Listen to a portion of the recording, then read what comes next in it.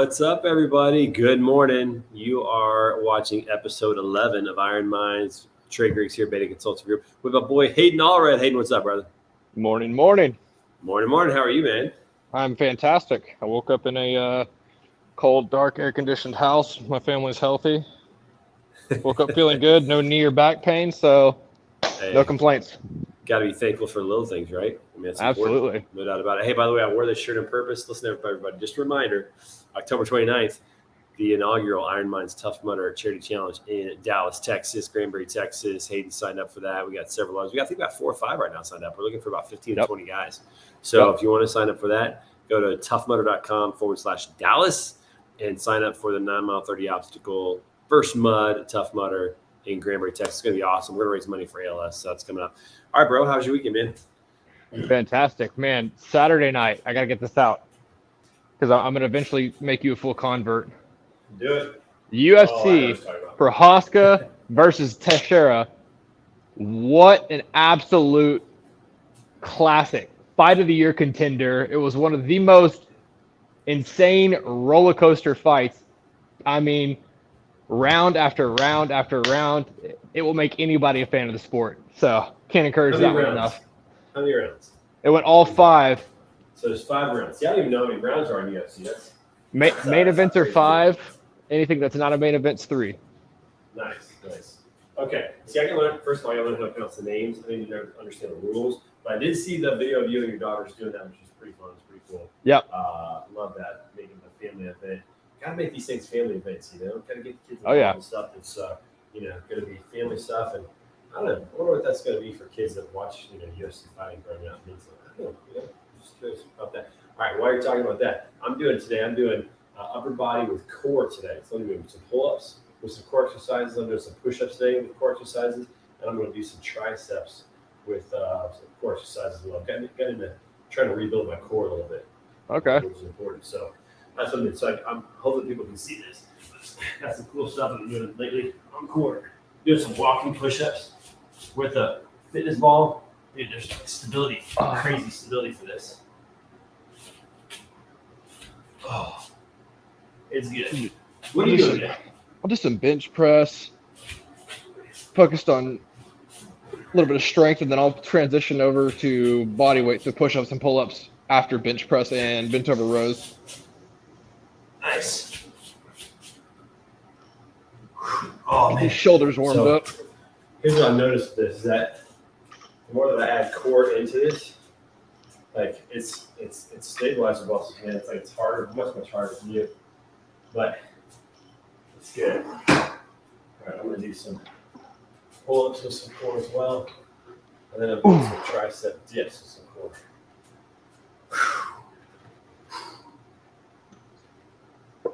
Man, you're an insane man doing after your weekend home renovation project.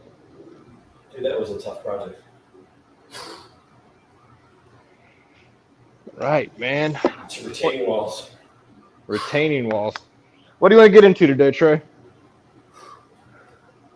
Well, today I want to talk about emotional intelligence and how important it is as we grow to be able to manage our emotions in any situation, especially tough situations where we feel ourselves being a little more emotional than logical. And because, our emotions can lie to us. Our emotions can tell us things that aren't even true. Fear, anxiety, stuff like that.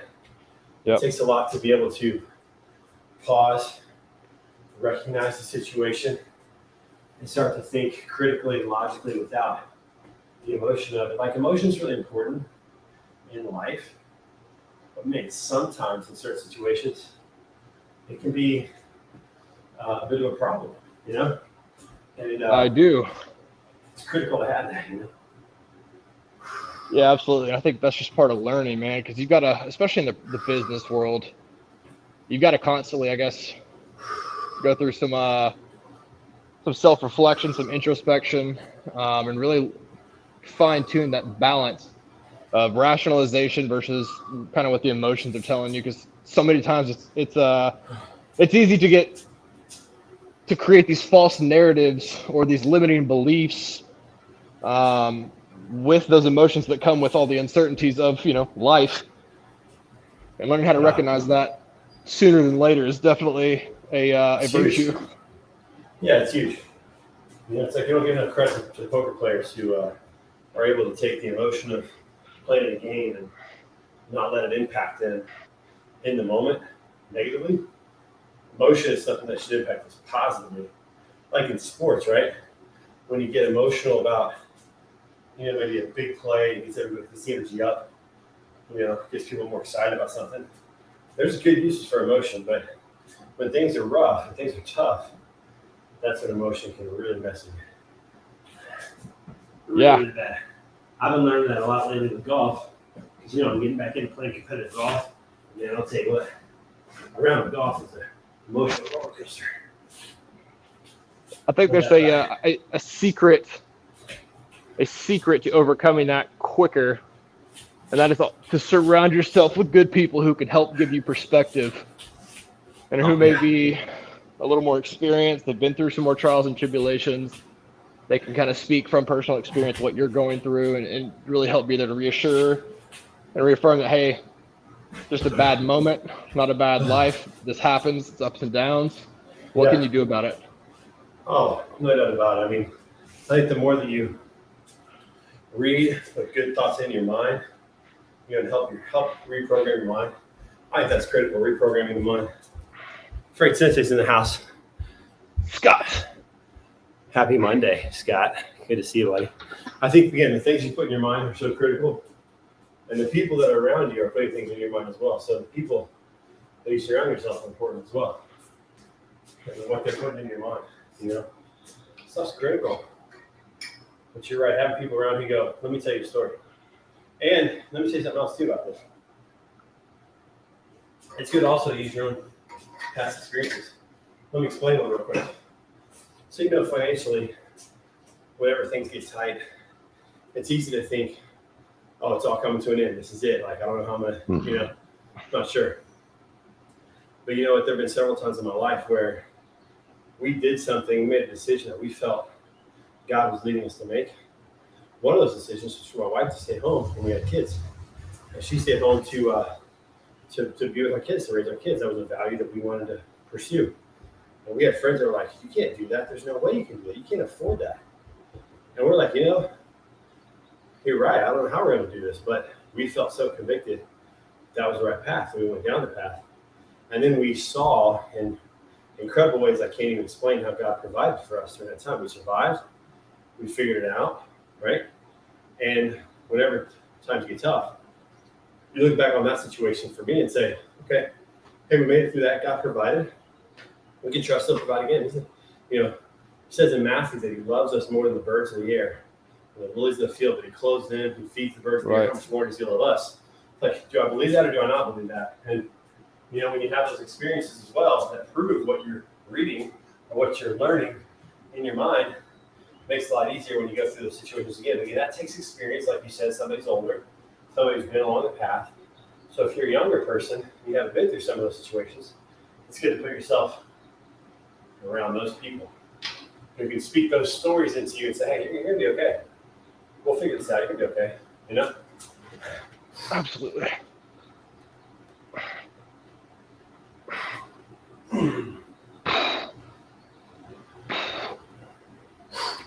So last week, we were at TMSA with Dr. Mark Monera. And got in a good workout last week with Dr. Mark down in Orlando in the humidity of the TMSA event. I tell you what, man, awesome event. Incredible sales and marketing professionals down there. Man, it was exciting to be around those people, what they know. I mean, I learned so much last week, and it was awesome, dude. I've been a little pleasantly jealous of your the frequency of the events you've been going to and just the magnitude of them. They've looked like they've been awesome. They have been good, and it was cool. Like the last 2 weeks, I've been to Indy 500, been to Wrigley Field with Lean, and now to TMSA. And just again, around some incredible people, watching incredible things happen. The nice thing with Hayden is that I'm home for 7 weeks now, so it's been nice. Man, Get a little home time for the summer, which is kind of something new. So I'm excited about that. Oh.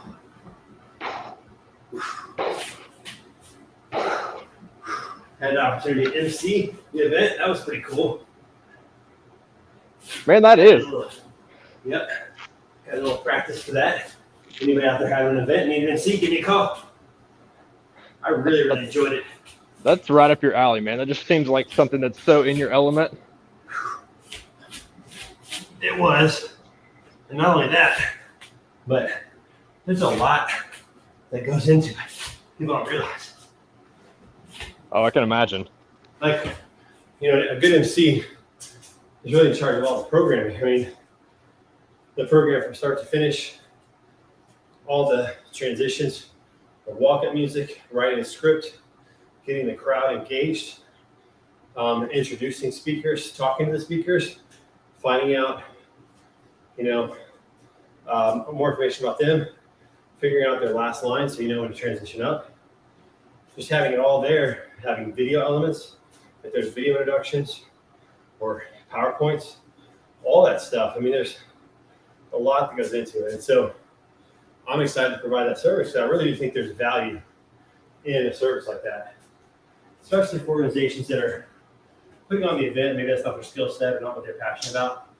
One, it gets them out of that. And two, it lets them be more engaged in their own event with the people that, you know, they invited that they came to see. So his money don't jiggle, Scott. It's jiggle. But wiggle's not bad too. It's not bad. Nice little TikTok dance. My kids got to see the TikTok dance. I showed it to them. And worse than that, my niece, who's on TikTok, found my TikTok page and laughed quite a bit at that. So, you know, that's funny. Entertaining the masses. Just entertaining the masses here. All right, so let me ask you, how much do you think of your experience as a youth pastor do you feel like that would probably help carry over to the MC gig? Because when you think about it, that you're kind of doing the same thing in a sense, right? Because it's not your job just to read scripture and leave it open to interpretation. It's to teach, engage, and articulate, you know, the word of God the way it was meant to be read. So do you think that probably that helps? 100%. And when I was a youth pastor, I was really passionate about that, and I was learning how to become a better speaker. And I already liked to speak because I did it in college, and I was a teacher for 3 years, which is all speaking pretty much. But I was learning how to become a better speaker and how to craft messages for youth and all that. And I heard from Doug Fields, who was youth pastor out of Saddleback back in the day. I don't know if he is anymore or not, but anyways, he said in a message that I heard him share, he said that the best educators, which when you're a public speaker, you're trying to educate, the best educators are the best entertainers because they can engage the crowd and get their attention. So he was talking about how we need to engage the audience with relevant content, make them laugh. And then when they're laughing, you shove the truth right down their throat, which I don't know how that sounds from an analogy perspective, but the point was you get them involved and now you can, you know, you've earned the right to tell them something that's going to help their life. And, you know, when you're emceeing or public speaking in general, it's the same thing. At the TMSA, I really wanted to get the crowd engaged and laughing and excited, like setting the tone for the conference. So Jennifer Carpenter-Romaine, executive director, said, "Hey, did you know that TMSA is almost 100 years old?" And I was like, "Seriously?" I said, "Wow, I had no idea." And so my brain started thinking, like, how can I use that to start off and get them involved? And so my opening line after welcoming everybody was, I don't know if you guys know this or not, but TMSA is nearly 100 years old, which means that it has survived the Great Depression. I put a slide up with pictures from the Great Depression. It has survived many world wars. I put up a slide of all, like, some of the world wars. And then I said, and most impressively, it survived the 90s boy bands era. And I put that picture up on there. on the screen, right? Everybody kind of laughed a little bit, kind of a little bit of laughter. And I said, listen, this was a tough era for me. I mean, I don't know any of the guys in here that grew up in middle school or high school in the 90s. Some guys raise their hands. I said, yeah, you know what I'm talking about. I mean, I didn't have their looks. I didn't have their certainly didn't have their clothes. And I said, but I don't know what's worse, the 90s boy bands era or the 80s hair bands era. And I put a picture up of these 80s hair bands, like big, huge perms and bangs everywhere. Oh, yeah. Nuts. And so then I got the crowd. I did a little poll. I said, seriously, if you're an 80s hair bands kind of person, go ahead and stand up right now. Just stand up. So all the guys, all these older guys stood up, all of them. And I was like, there you are. Yep. I said, okay, how about the 90s boy bands? Who's the first 90s boy bands? All the girls stood up. All the women stood up. I said, see, that's what I'm talking about right there. Like, it's hard growing up in the 90s, you know? And then I said, but maybe, maybe it's not too late for us old guys. Then I put a picture up of me with 6 other older gentlemen that were at the conference, that I knew were at the conference. So, and it looked like we were in a band. We had a stage, our backdrop. It was like an album cover, right? So anyway, so now the crowd's kind of laughing. They're kind of hooting, hollering a little bit. And I said, you guys want to see them come up here and see what this might look like? So they're like, yeah. So these guys come up. They knew what was going on. They come up, and as they're coming up, I said, we're still working on the name. We're not quite sure what music we're going to play yet, but I can tell you this for sure. We definitely have the dance moves, don't we, guys? And they said, yeah, you're kind of going after it. And so then I leaned forward and I said, this might be a good time to take out your phone. So then everybody took out their phone. They started the song. We started dancing, through the whole thing. And I think it was hilarious because some of them kind of had it. Some of them did not have it. It was not in sync at all. It was so much fun. Everybody's laughing. Everybody's taking video of it. And that's how we started the event. Everybody was engaged. Everybody was a part, everybody was having fun. And I'm thankful it worked out. You never know until you do it, right? But I'm thankful that it worked out. Very blessed. And so the rest of the conference, it was like we were a family, And that's what you have to do as an MC is get everybody engaged, get them laughing. And then then they're like engaged, they're entertained, they're smiling, they're positive. And then every speaker after that just hit it hard. And it was great. It was just a phenomenal event. So yeah, to answer your question, yes, my youth pastor today is definitely coming into play when I think about emceeing or speaking at any time in general, the things I learned back then. Gotta love it when a plan comes together. Yep. Those guys were great too, because that wouldn't have happened without those guys. Patrick McFarland, Lionel Johnston, Sean Block, Jason Dickert. I mean, those guys were like, yeah, I'll jump in and do it, And that whole thing doesn't happen without them. So very thankful for them. Absolutely. That experience was good. It was really good. Shout out to the strong lineup. Solid lineup. And Jennifer Carpenter, she's doing a phenomenal job. She had 2 awesome speakers. Randy Fox, Shauna Stuckow. She had Blythe Brumley. She got George Abernathy. She got Chris Jolly, and many others. Dr. Mark Monero was there doing some stretches and did a workout every morning, which shout out to Dr. Mark, who's over in Greece right now. Definitely not watching this because he's with his wife having a good time. So shout out to him. It was just an awesome event. Next year's going to be even bigger in Savannah, Georgia. So if you are a sales and or marketing professional, you definitely need to look into it. It was really, really good. A lot of good content. A lot of things have changed in the last 2 years. Technology, where people live every day, where they work. So new ways to find people, new ways to communicate with them. And we talked about all that stuff. Hopefully there's an air of gratitude and appreciation for those live events, because up until the pandemic and us really that being taken off the table as an option at all, it's probably, I feel like that's probably easy to take for granted, that human-to-human connection in these events and how it can impact our professional world, let alone our personal one. I bet everyone was just excited to be back and get out of the virtual world a little bit. Without a doubt. I think we did a poll actually. So on Friday this week we had Grace Sharkey from Freightways and Road Dog Trucking. And we did a poll about trade shows. And overwhelmingly, the audience, both the street crew and LinkedIn audience, said that trade shows are more valuable now than they were pre-pandemic. And I think that says a lot. People, you just can't replace being face to face with people. You know, you just can't replace it. So yeah, in the age of tech innovation, streamlining processes, automating manual processes, it's like you still really can't get rid of the human element. It's so crucial. Totally crucial. Oh man, dude, the arms. I know. What's going over there? You all right? Yeah, we're doing all right. Hey, I'm moments away from being in the 160s, which is one of my goals is to live. Is that down or up? That's down. Okay. That's down. No, I'm not going to gain weight. This is what I got. I got this right here left. Just this little spare tire right there. You and me both.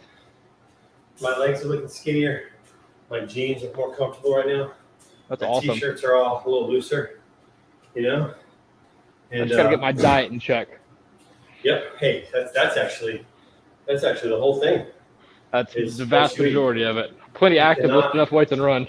Yeah, you cannot outrun your fork, as they say. You cannot outrun your fork. No, when you're crushing Dr. Peppers and late night packaged goods full of sugar and it's not good. Doesn't matter how much you run or how much you work out. If you're not eating well, you're not going to lose a thing. I mean, it's still good to work out, but you're not going to lose any weight. If you get down to where you want to be, and you stay very active, you can pretty much get away with eating whatever you want to, because your body, you kind of earned that to maintain a physique to a certain degree. Man, when you're trying to get there, especially as you get older, man, it definitely becomes more difficult. Oh, definitely, it's more difficult. That's for sure. But yeah, so I'm probably 5 to 7 pounds from my ideal weight. What's funny about that is I had, Scott, we're getting after it. I'm trying to be like Chris Jolly. By the way, shout out to Chris Jolly. Just finished 75 hard. Yeah, he did. The dude looks amazing. Like he needs a new profile pic because he doesn't look like that anymore. But that program is not a joke. No, it's not. But you know what? Here's the thing about it. It's not necessarily that hard. It's the consistent commitment. Because you get to pick everything.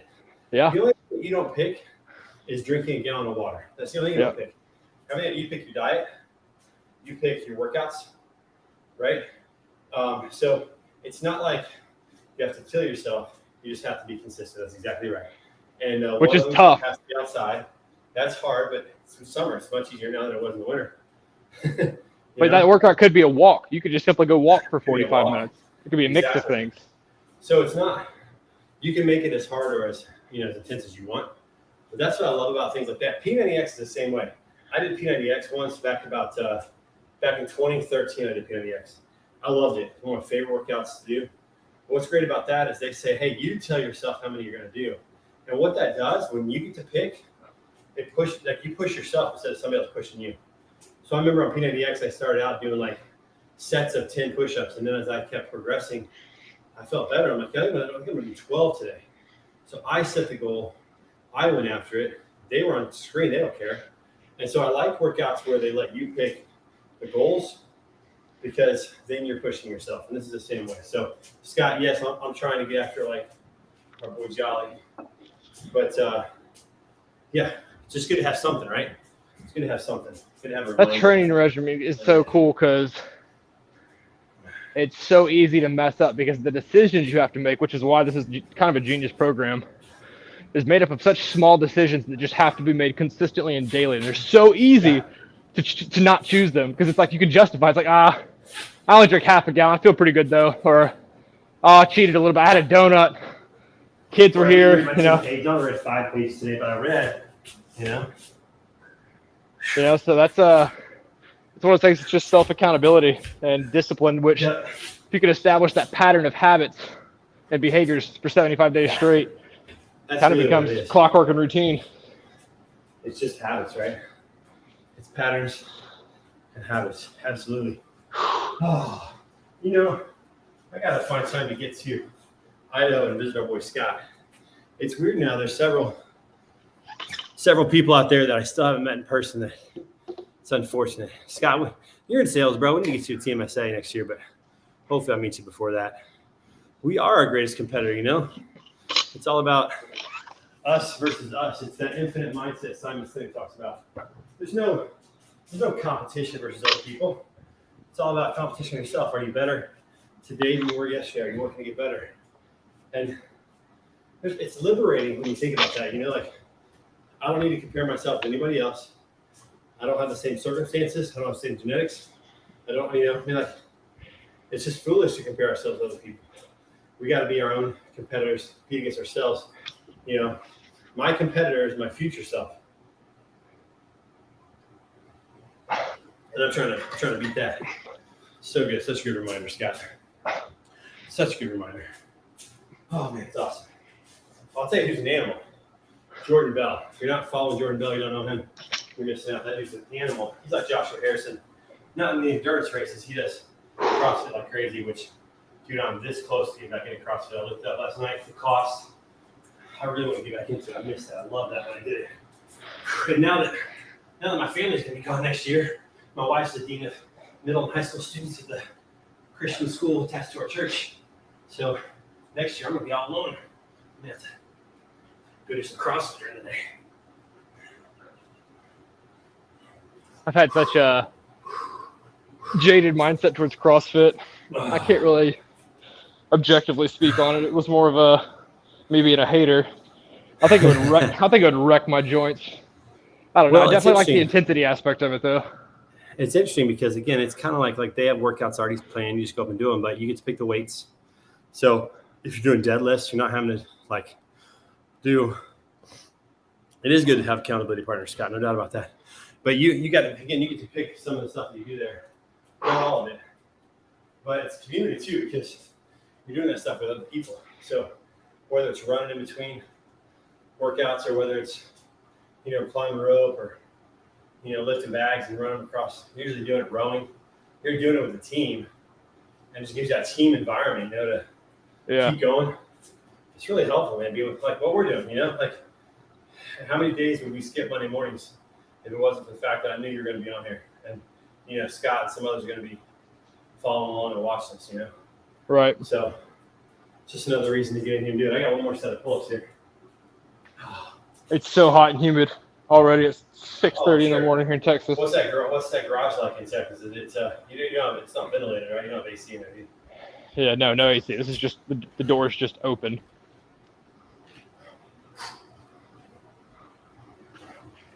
But I'll take this any day of the week. This is a beautiful morning in the quote-unquote summer of Texas. So it's got a little breeze coming out. Yeah, it could be worse, couldn't it? You step right outside the garage threshold and you get that breeze, and it's like a 10-degree drop almost. Dude, it could always be worse. So the story today is the mental battle, having emotional intelligence, mentally winning the day. I'll tell you what, if you mentally win the day, physically win the day kind of comes by nature. But you got to mentally win the day. Decide that today, whatever you're going to do, you're going to get after it. You're not going to shortcut corners. You're not going to cheat. You're not going to miss out. You're going to make it happen. We all have 24 hours today, down to 17 and a half for us here in the Central Time Zone. So what we're going to do with it, how we're going to get after it. Emotional intelligence matters, man. It's important. I'm going to leave you with a quote. Let's hear it. I can't remember if this was from a monk or a stoic, but I guess there's some crossover there. But in regards to anxiety, fear, uncertainty, that is no doubt playing a factor in many lives in this world right now, especially with just our economy, our government, everything going on right now. It's if you can do something about it, why worry? Or if it's in your control, if you have something you can do about it, why worry? If it's something out of your control and you can't do anything about it, why worry? You know what I'm saying? I love that. Yep. It's an interesting perspective. It's like, okay, if you have some kind of recourse or you have an option or a choice to change the direction the way things are going, why are you worried about it? Yeah. Why are you stressed out about it? Like, just go do those actions. Go do what you need to do to course correct. Yeah. Well, it matches up with what Jesus said in Matthew 6. It says, why you worry, don't worry about anything. You can't add an hour to your life by worrying. Like you can't change circumstances by worrying.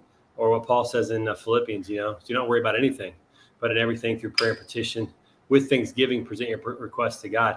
And the peace of God, which transcends all understanding, will guard your heart and your minds in Christ Jesus. Like that's worry is an emotion. It's a thought that literally does no good. It doesn't help in any way. Right. What does help is trusting God and acting, like just doing, like you said. And so I love it, man. It's a great thought to end on for the day. Everybody else out there, it's Monday. Get your mind right. Get your body right. Have a killer week. Then you can wear tank tops like Hayden and look good. Hey, I wore a tank top to the pool last night. It wasn't bad. Definitely wasn't good, but I have no shoulders. So, man, once the sleeve monster gets a hold of you, it's hard to go back because you feel free. You get that range of motion without having to constantly adjust. You do. That's true. Plus it might help my tan a little bit. I actually worked. It's getting better. Yeah, I worked outside without a shirt on Saturday. That helped out tremendously. There you go. Tan. So that was pretty nice. All right, everybody. Hey, get after it. Have a great week.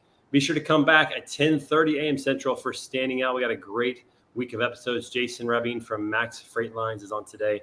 We got a great week ahead. It's going to be awesome, everybody. So we'll talk soon. We'll peace out. See you guys. See you, buddy.